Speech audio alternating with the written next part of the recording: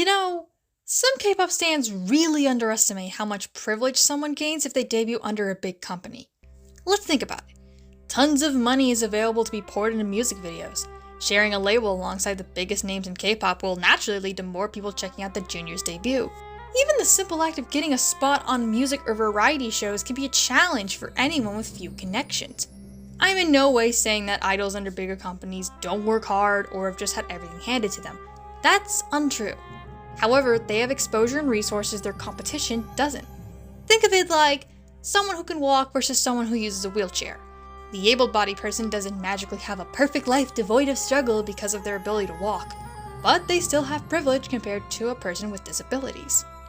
Now, there have been a number of idols from small companies who have found success. Some have even become the biggest names in the industry. Hell, the world! That, unfortunately, is not the most common story you'll see. There are dozens of debuts every year and competition is fierce. So many of these acts end up getting lost in the vast sea of idols, doomed to fall into the depths of obscurity. But what about those who do manage to reach the surface? Who find their way onto dry land? Who climb all the way to the top of the highest mountains before falling back into the sea? Sure, they're no longer at the bottom, but now they're struggling to stay afloat. What about groups who have it all, then don't? What about Momoland? Yeah, bet you didn't expect that dramatic of an introduction to fucking Momoland, huh? Hey, the name's Elevate, and welcome to my new series, Anatomy of an Idol. I go over the hows and whys of the highs and lows from an act in the K-pop industry. Today, let's look at Momoland. Tons of you watching know their massive hit Bboom Bboom, maybe a couple more of their songs, but it's likely you're not a dedicated stan. But why? Why were they not able to keep the momentum going from their big hit? Most pop stars will slowly become less popular as the years go on. That's normal, almost expected. However, this seemed to happen to Momoland so damn quickly. With how much K-pop is built on the backs of dedicated fan power, it seems weird that a group couldn't keep a large fan base despite this much exposure. Like, how many Momoland stans have you even seen on Twitter? I know it's not everything, but really think about it. How many have you seen? Not a lot, right? They could have had at least a couple prosperous years. So why didn't they? Why aren't Momoland more successful? Quick clarification before we start. This video will be going over Momoland's career and analyzing the reasons behind their decline in popularity. I won't be going into every detail about every single little controversy relating to the group unless it relates to these topics. Most of this shit is irrelevant outside of Stan Twitter. Alright boys, it's time to start a 20-minute long debate on whether this member is an irredeemable witch or just has resting bitch face. What's this? Cultural appropriation and racial stereotypes? In my K-pop? Well, I, for one, am shocked. So one of the members is heterosexual. Feed her to the wolves! Pretty much every video about Momoland goes over these topics, so I don't want to give you an experience you've already had. Also, I will not be attacking the members themselves. Most of the worst things I discuss relating to them are not their fault. Alright, this introduction is already taking up a page of script. Let's get to the actual commentary.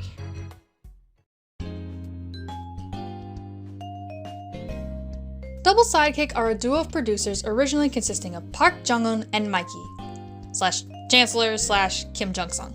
A lot of names. They've been involved in the creation of quite a few hits, such as Mr. Chu by A-Pink, You're the Best by Mamamoo, and almost the entirety of M Black's album 100% version. In 2012, they founded the label Double Kick Entertainment. Their subsidiary Double Kick Company, later renamed to MLD Entertainment, was created 3 years later. The year after that, MLD worked with music channel Mnet to create something. A survival show called Finding Momoland. For anyone unaware, a survival show is where you take a group of starry-eyed contestants with dreams of taking their idol careers to new heights and having them mercilessly compete against each other until only a handful survive. Crushing dreams apparently makes for great television. Finding Momoland followed a similar formula and consisted of 10 contestants. Lee Hyebin, Lee Dabin aka Yeonwoo, Song Ji-yeon aka Jane, Kim Na-yoon, Lee Ju-won aka Jui, Lee Ya-in, Choi Hee-jae, Shin Eun-ji aka Shin-sia, Yoo Jung-on / Daisy Yu, and Nancy McDoney. The 7 girls with the most votes would debut in a new group named Momoland. The final lineup would be determined by 60% judge votes, 20% online viewer votes, and 20% live audience votes. This lineup consisted of Hyebin, Yeonwoo, Jane, Naeun, Dewey, Ain, and Nancy. With the members decided, Momoland was set to be debuted at once. Well, not really. The final mission of finding Momoland involved performing in front of a group of spectators, and the group would debut right after the show if the audience reached 3,000 people. It reached 2,300. So the debut was delayed!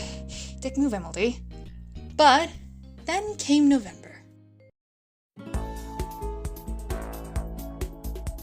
On November 10th, 2016, Momoland released their debut mini-album, Welcome to Momoland, along with their single, Jan Kung Kwan. To give you an idea of just how small MLD was, the physical release of the album was actually funded by fans. The crowdfunding goal was 7 million won, aka around $6,000 US, but they actually managed to reach 10 million won. Not half bad. Sadly, the album sold less than 2,000 copies in its first month.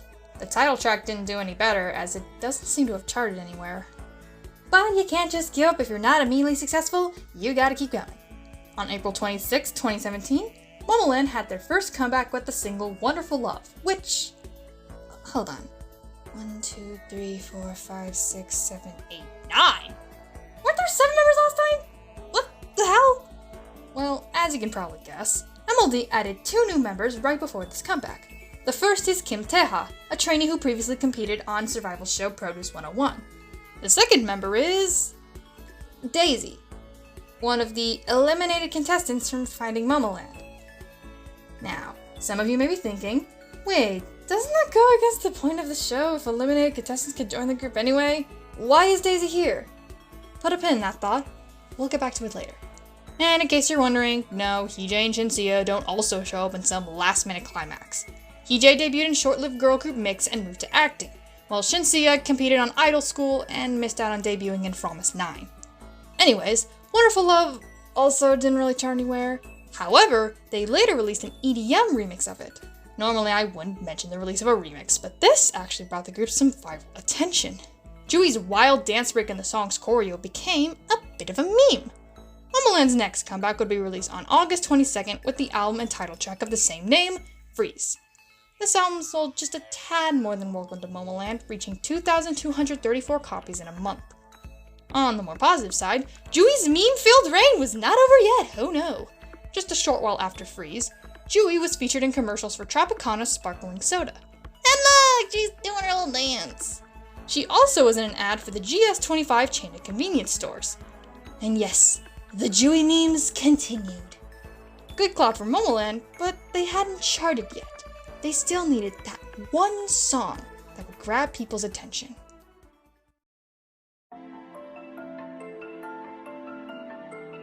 "2018. Many fans consider this to be one of the best years in K-pop. Fake Love, Bad Boy, What Is Love, BB, Love Scenario, Latata, Do Do Do Do, Starry Night, I could go on! There were tons of hits released that remain beloved to this day. And at the very beginning of the year, on January 3rd, we got one of the biggest. The title track of Momoland's EP Great? Bboom Bboom. Now, there are numerous reasons one can point to as to why this was the song that blew up. Jui's previous viral moments likely laid the groundwork for Momoland to reach a wider audience. They even reference it in the music video. Speaking of which, the music video is just too adorable to not watch. Also, the choreo is memorable, yet very easy to replicate. I just know this would have been a TikTok trend if released today. Bboom Bboom's lengthy period of promotion may have played a part as well. However, there is one reason that I believe reigns supreme. The song is so fucking catchy. It is one of the biggest earworms in K-pop history. Producer Shinsadong Tiger put crack in this song, I swear. Whether you love it or you hate it, I could bet this song is stuck in your head right now. Come on, you know it is. This era's achievements blew all of their other songs out of the water and into space. Great sold over 5,000 copies in a month and reached over 22,000 copies by the end of the year. Bboom Bboom got 7 music show wins, peaked at number 2 on the Gaon digital charts, and has over 500 million views on YouTube. It was even the first song by a girl group to be certified platinum by the Gaon charts. This song was huge. However, it wasn't devoid of controversy. Not long after Bboom Bboom's release, Russian girl group Cerebro accused it of ripping off their song Me Me Me. The group posted a clip of Bboom Bboom on Instagram with the caption, "The world is slowly plagiarizing music from Russia." I admittedly can hear some similarities. Funnily enough, one of the countries where Me Me Me blew up the most was South Korea, so Bboom Bboom's producers likely heard it before.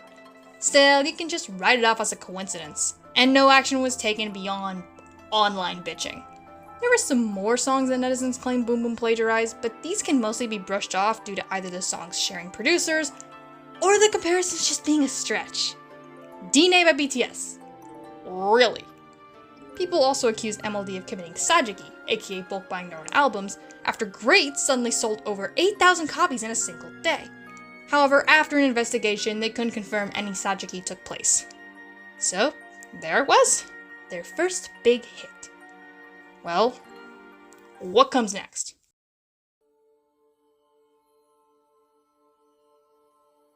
Japanese debuts are very common in K-pop, and Momoland was no different. On February 28th, Momoland released an album for Japan called Momoland the Best Korean Version. This is a compilation of a lot of their previous songs. Gotta say, this is a weird way to make a Japanese debut. Yeah, Japan loves its compilation albums, but usually it has to be for a more established act. Bboom Bboom isn't even on it! Also, from what I can tell, correct me if I'm wrong, there is no Japanese version. What? However, they later made a much more official debut with the release of a Japanese version of Bboom Bboom on June the 13th. This did way better, reaching number 4 on the Oricon singles charts and number 9 on the Japanese Hot 100. Not long after building their success overseas, and I mean, it was literally only a month, Momoland released their next Korean mini-album Fun to the World with the single Bam. From the beginning, the song faced some criticism. First, for the depictions of other ethnicities in the MV. I'm gonna leave it to the real people from these cultures to decide how they feel. Sally Sue from North Dakota better not be saying jack shit to the Mexicans. Second was just how similar Bam was to Bboom Bboom. Similar sounding beat drops, a sudden change to a trap beat during the rap section, a lot of members tackling the exact same sections they did previously, and even an onomatopoeia title. It's kinda like how EXID released Ah Yeah and people noticed how alike it was to Up and Down. Huh, I think I like this comparison. I'll come back to it later. Still, this era did decent. Fun to the World sold almost 14.5 thousand copies by the end of the year, with a peak of 6 on the Gaon album chart. And Bam peaked at 13 on the Gaon digital charts, along with gaining 200 million views on both its official MV and Dance Practice. Naturally, it also got a Japanese version on November 7th. This peaked at 8 on the Oricon singles charts and 12 on the Japanese Hot 100. This comeback wasn't as big as Bboom Bboom, but it still pulled some respectable numbers. The members also continued to make appearances on variety shows and advertisements. The next chapter was looking bright.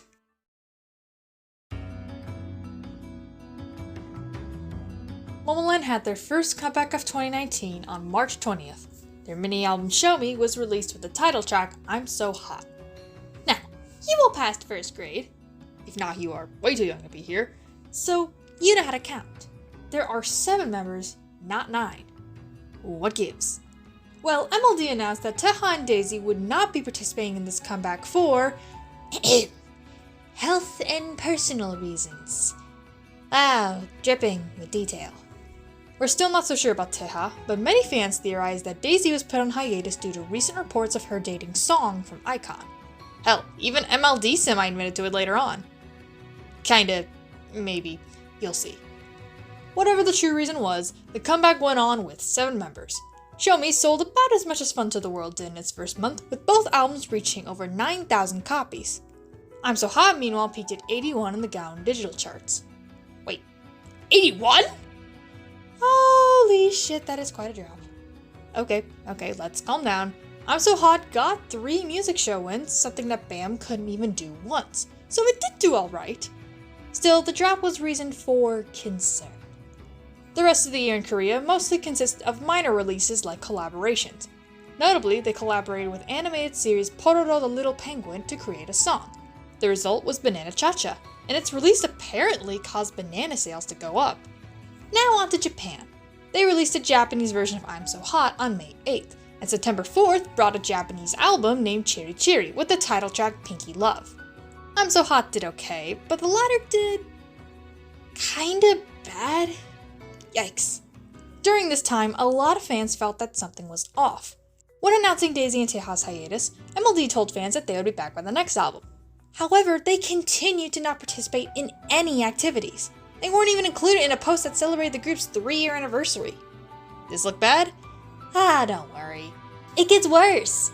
Around the first quarter of 2019, Youngwoo started to be absent as well.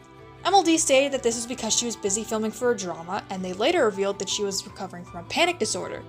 Youngwoo took the time to reassure fans that she was still in Momoland and wasn't going anywhere. End of November, Youngwoo and Teja leave the group. MLD say they're still discussing things with Daisy. Great! On December 30th, Momoland released their next single, Thumbs Up. Thumbs Up reached a peak of 137 on the Gaon digital charts, while the physical copy of it only charted for 4 weeks on the Gaon album charts with 5,688 copies sold in a month. Not the greatest results, but they did still earn a music show win. Onwards to 2020. One notable event was when Daisy's profile was removed from Momoland's official webpage, making it 100% clear that Daisy was gone. Although other 2020 events could have told you that. June 11th marked the release of their first 2020 comeback, a non-promoted mini-album and single called Starry Night. The album sold 5,802 copies in Korea by the end of the year, and the single did not appear on the Gaon digital charts, or the US World Digital Sales chart. This hasn't happened since debut. But hey, this era isn't being promoted on any shows! I'm sure their next official release will do better! Like look! On November 17th, they released a single album called Ready or Not. And the song also didn't chart. The album didn't do great either, with less than 4,000 copies sold. Dangerously close to debut era numbers. Oh boy. Moving on to 2021, Momoland started the year with a cover of Wrap Me in Plastic by Chromance. The radio edit by Marcus Layton went viral on TikTok, so the group worked with Chromance to make a new version. The song... Oh shit, there's only 5! Not again! Wait, hold on. Nayoon just couldn't be in the music video due to hospitalization. She's since recovered. The song wasn't performed on any music shows, but this could serve as a nice treat to hold fans over until their 2021 comeback. If there was one! Yep, aside from a solo collab and an OST, 2021 was more barren than an elderly woman on her deathbed. Fans had to wait until 2022 for a comeback. It was another collab, this time with famous Dominican singer Natty Natasha. January 14th saw the release of their single, Yummy Love. Okay, we as a human race need to outlaw the use of yummy in songs. I thought we learned our lesson after Justin Bieber. The song also didn't succeed in charting on Gaon or winning a music show, but it did gain more attention than their past couple songs. So that's something. And now, we're caught up. We've gone over the what and when of their decline. But what about the why?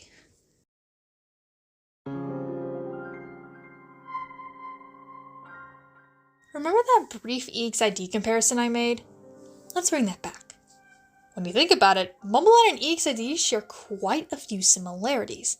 They're both girl groups from small companies with a sound and image that could be... out there. Eventually, one of their singles, coincidentally both produced by Shinzo Dog Tiger, went viral and brought them success. Their next comeback would sound suspiciously similar to their big hit, and the rest of their career would never bring them to the same heights they previously reached. However, the two groups haven't followed the exact same path. Momoland, I'd say, had higher highs, but they also had a much larger drop. EXID has somewhat consistently been able to avoid Nugudum. There are a few reasons as to why, but for now I want to focus on this one specifically. EXID has stronger individual talents. Let me explain. I swear I'm not about to get mean. Hani's stage presence was what made EXID go viral. Solji's voice is incredible. Ellie's songwriting and rapping helped make EXID songs what they are. These women are some of the best in their fields, and that helps the group remain recognizable. It's a factor that makes people want to tune in for more than one song.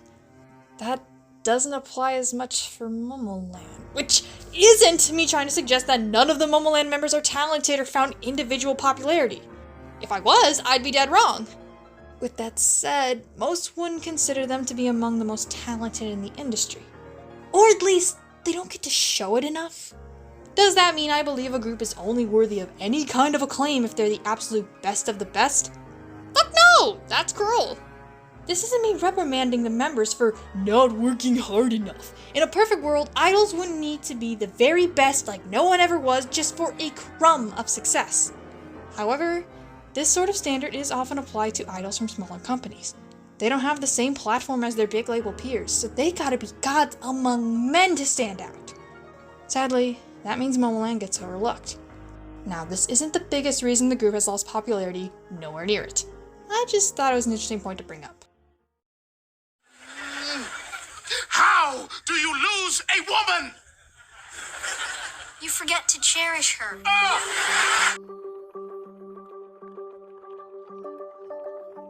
Since Bboom Bboom, Momoland have lost 3 members. That's a whole last third! Any experienced K-pop stan will tell you that this is a bad sign. For people willing to stan a group, losing a huge chunk of the members they grew attached to can be a huge turnoff. And Momoland lost some important ladies. Daisy did most of the rap parts and was the main dancer. Taeha had one of the best voices, and Yeonwoo was among the most popular due to her sheer hotness. The main dancer, main rapper, main vocalist, and visual, all gone within a year. Massive lineup changes can be a sign of incompetence or even mistreatment on the part of the company. Is that the case for MLD? Well, let's look it over.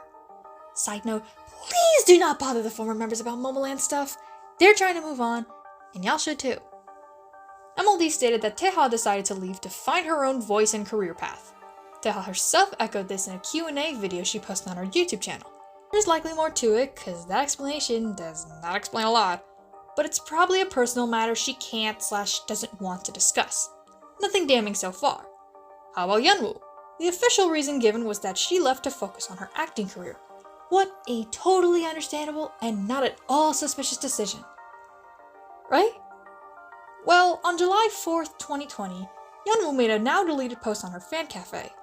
The post includes lines such as, "I did not betray you guys out of agreeing to start a new career," and "Why do you think that I refrained myself from mentioning those people and holding on to the things that I cannot say and the actions that I cannot take?" So maybe there's more to it. But alright, a vague post with no explicit accusations isn't enough. We'd need more information to make a definitive claim about the company. So let's bring in Daisy. She had been on hiatus for about a year with no confirmation of her departure. Many thought she was forced on break by the label, but no word from her about it. Then, on January 7th, 2020, an interview featuring Daisy and her mother was aired by South Korea's national broadcaster KBS. In it, they made 2 main allegations towards MLD. One was that fighting Momoland was basically pointless. Daisy claimed that after her elimination, the company came up to her and said that they were planning to put her in the group no matter the results. That's why she debuted despite her elimination. See, I told you that'd come back later. The second bombshell was that Daisy and every other trainee had to pay the production costs for the show. Yeah, the idols had to pay for the production cost. KBS checked with the company and, yep, they really had to do this. God, how broke is this label? This left Daisy with almost $70,000 worth of debt. KBS also later reported that Daisy claimed she was barred from returning to promotions despite her insisting she could. MLD didn't deny most claims, but they shifted most of the blame onto Daisy and her mom. If even a fraction of Daisy's claims are true, it's no wonder she made attempts to terminate her contract. However, this would be a breach of it, and she'd have to pay almost $1 million to carry it out. She took this shit to court, and they recently ruled that MLD owes her money. They said they'd file an appeal, but no updates on that. Daisy also recently revealed that her contract with MLD was terminated late last year. Apparently, they couldn't prove MLD rigged Finding Momoland's results. Still doesn't excuse the shitty way they let Daisy join the group. The departure of popular members is already going to affect a group's popularity, so drama like this is going to make it worse. It leaves a bad taste in people's mouths regarding the company, and maybe even the group as a whole. Some may find it hard to support a group that they know has such a messy history. So yeah, MLD kinda sucks. Speaking of which...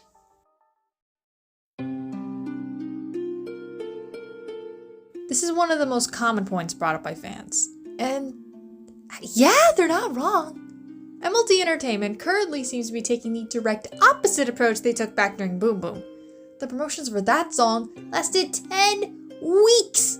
That means over 2 months of performing at music shows, festivals, other venues. Music show performances are some of the most draining parts of being an idol, and it often doesn't even provide them with a paycheck so they can buy booze to numb the pain. It is a miracle the members didn't dance their feet off. I'm sure the fans would be very happy to see their girls take a break. However, that doesn't mean they want a different extreme. In 2020, outside of another plethora collab and a non-promoted EP, Ready or Not was their only official comeback. And that was only 2 fucking tracks! They didn't even have one in Japan. In fact, it's been over 2 years since they've released Japanese music. I get the last release flopped, but damn. 2021 was even more depressing, with Wrap Me in Plastic being their only major release. Even then, you could argue it doesn't count as a comeback. Yeah, they promoted it on TikTok, but they didn't perform it anywhere until almost a year after its release. Also, it's a cover! Good, plentiful B-sides are important for anyone wanting to build a depth in their fan base. One of the most common complaints about Momoland is that post Bboom Bboom, a lot of their singles have sounded the same. While that's not inherently bad, it becomes a problem when that's the only thing fans have to chew on for the entire year. But finally, in 2022, their hiatus came to an end with the release of a single. Yo, Momoland stans. Y'all okay? I don't think you are. The longer the gaps between releases, the more likely people are to lose interest. So why release this infrequently? One potential explanation is the buzz surrounding Daisy. Not only do lawsuits like this take away time and resources, but you may not want to throw your group back into the spotlight when all people can think about is survival show corruption. It won't be the warmest response. Another possible reason is that MLD is focusing on other acts. They debuted their boy group T1419 at the very beginning of 2021, and that seems to be who the company is spending most of their time on. They've released 3 short albums and a digital single all in the span of a year. Now, please don't take this as me encouraging you to attack T1419, cause grrr, MLD is playing favorites! The boys are not responsible for that, they're just doing their jobs, and I think you have better things to do with your life than send death threats to a 17-year-old. Then there's also the issue of COVID-19. Streaming services barely pay their artists dick, and Momoland have never excelled in album sales. This means that the best way for a group like them to make a profit is through performances, which require large crowds of people. That's a big social distancing no-no. It's possible that MLD doesn't want to spend a lot of money on a comeback and risk not being able to break even. It's a theory most sympathetic towards the label, but it does carry the implication that a music company is too broke to release music. Although it does match up pretty well with Daisy's allegations. No matter what the reason is behind Momoland's lack of music, it undeniably affected their ability to maintain popularity. Not everyone's gonna wait around for just a few songs a year. The K-pop industry is filled to the brim with idols, so constant releases are pretty much a requirement in order to not fade into the background. Kinda fucked up, but it's true. No matter which way you slice it, MLD blew it.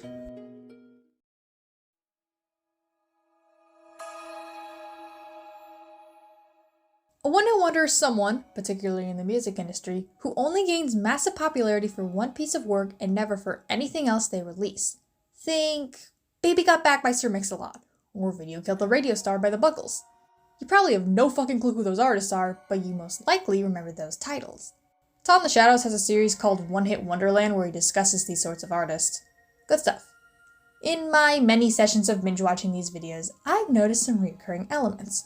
A sudden, massive explosion of popularity, eccentric stage personas, quirky song concepts, a song so catchy that it sticks with people regardless of whether or not they liked it, trying to replicate that magic with quite a similar follow-up. That isn't the case with every one-hit wonder, but it shows up in a lot of them. These qualities are why Psy wasn't able to maintain his massive international stardom. People saw him as just some wacky foreign act. So, is Momoland a one-hit wonder? I would say no. Bam was successful enough that it keeps Bboom Bboom from being their only hit. Still, Momoland share a lot of similarities with the sort of one-hit wonders I mentioned.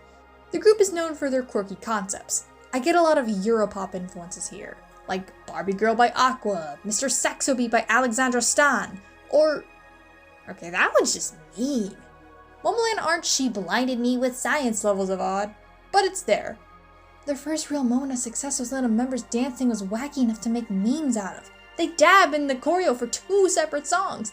Their intro for their performance at one of the biggest K-pop award shows featured a Sailor Moon parody that's in dire need of a better green screen. Seriously, what the fuck is this guy? Momoland doesn't fit the sleeker, more polished image that most long-lasting acts have. Yeah, big groups have gotten weird before, but that's usually not their only shtick. At least, not in this generation of K-pop. The members were known for their seemingly boundless energy. They were loud and hyper, and not everyone could get into it. Some felt that their energy was just too draining to watch. This led to more and more Momoland moments getting less than positive attention, like people being exhausted by them on Super Junior's variety show, or some feeling Jui wasn't taking her mini military training seriously, or when they danced in front of audience members as part of their performance and... Look at Jin's face! Look at JK's! Look at Alpi's! Oh my god! The choreographer made several mistakes. Oh my god, the setup, I feel bad for them. People even started to accuse Momoland of being rude, which was probably unfair. However, there were others that fucking loved their image. They found the members funny and endearing, and it felt like a breath of fresh air to see idols that seemed more relatable and less perfect. I get the appeal. I respect the hell out of this risk. It's not like their image was so outlandish that it could never work. Regardless, it shows that Momoland were a more acquired taste. What works in a commercial may not work for more than a couple songs. In the hyper-competitive and super polished music industry, appealing to as many people as possible is a huge part of gaining a fan base that'll keep your career going. Even at their peak, the gap between their sales and streams was immense. This shows they had mainly casual listeners who didn't stick around. Risks aren't always rewarded, sadly. That may be part of the reason they switched up their image lately. Eventually, Momoland attracted a large group of people who just hated them. Not simply finding them a little annoying, I mean visceral, irrational hatred. These people searched for the slightest little thing they could use to drag the group. Plagiarism, sajiki, passing sensitive comments, onstage mistakes, rude behavior towards their seniors, bullying members. I'm not even done! Most of these are based off of practically nothing, and even the ones that weren't and deserved attention were blown wildly out of proportion. Being from a small company meant they had less resources available to them to media play their way to good press. Also, since their fandom was so small, there were only so many people that were willing to even defend them in the first place. People just wanted to see them fail. That's pretty fucking sad. No one is obligated to like Momoland. At all. You should not be guilt-tripped and equated with the same assholes who harass them just cause you don't vibe with them. However, I think most of us can agree that this shit was ridiculous. There was no reason to try so hard to prove that the members were bad people. Find them annoying? Cool! Cringe at the rapping and move on. Jui hates it too. Don't take it out on her. But, yeah. Having such a massive, rapid rise in popularity was guaranteed to be difficult to maintain. It's clear that Momoland wasn't as appealing to the general K-pop fan as most other acts. And this is a problem in an industry where fandom support is fucking everything. The general public is only going to do so much. And when you start to become more known for controversies, they're not going to do a lot. I'm sure you could point to even more factors that led us here. Like MLD not building the star power of less popular members, or people just not liking their music. Still, I think y'all get the point. It's pretty clear Momoland are no longer at their peak and likely won't ever reclaim it. Even their peak showed early signs of it. However, it's not like things are devoid of hope. With the way K-pop is, even not super huge groups are going to have fans that will stick by them until the fucking world blows up. Momoland are no different. Their stans are still out there. Will they ever recapture the success of Bboom Bboom? Yeah, no. Could they start rising up the charts again? Maybe. Whatever ends up happening, I really do hope things get better for them. To the departed members, I wish them the best in their lives ahead. To the remaining 6, I hope they have some good experiences before their contracts expire next year. I can't make any concrete statements regarding how you are as people, but neither can those weirdos who think a book quote is enough to make cyberbullying their job. It's about time for the universe to start being a little nicer to Momoland. Hey guys, this video has already gone on for ages, so I'll keep the outro short. Thank you for watching this long. I had this video planned since like November, and I'm so glad it's finally out. More Anatomy of an Idol videos are coming. Real excited to start this series, like, really excited. Subscribe if that sort of stuff interests you, and I'll see you then after I put down Hades for long enough to stop procrastinating on my videos. Bye!